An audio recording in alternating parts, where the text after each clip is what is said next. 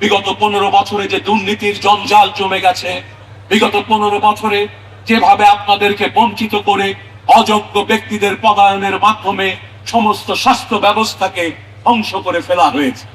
সবচেয়ে বড় যে ক্ষতিটি গত 15 বছরে হয়েছে, জাতি হিসেবে আমাদের যে এথিক্স, আমাদের যে সেবার মানদণ্ড, আমাদের যে নৈতিকতার মানদণ্ড, ফ্যাসিস্ট সরকাররা যুগে যুগে একটি জাতিকে ধ্বংস করার জন্য এই মূল্যবোধের অবক্ষয় নিশ্চিত করে। বিগত ফ্যাসিস্ট সরকারের আমলে আমাদের সমাজে অনিয়মগুলোই নিয়ম হয়ে দাঁড়িয়েছিল।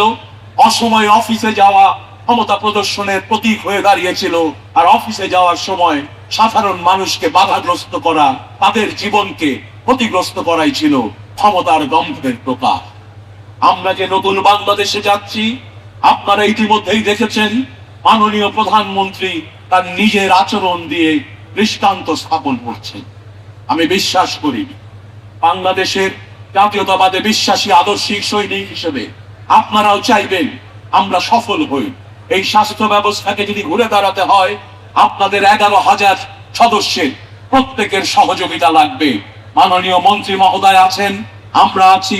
আমাদেরকে যে দায়িত্ব দেওয়া হয়েছে, আমরা সততা এবং নিষ্ঠার সাথে, আমি আপনাদেরকে বলতে চাই, আপনাদের যে কোনো ন্যায়সঙ্গত দাবি দেওয়ার সাথে, যে কোনো নিয়মের মধ্যে থাকা সুন্দর কর্মসূচির সঙ্গে আমরা শুধু সমর্থনই করব না, আমরা আপনাদের প্রতিনিধি হয়ে সেটি বাস্তবায়নে কাজ করব।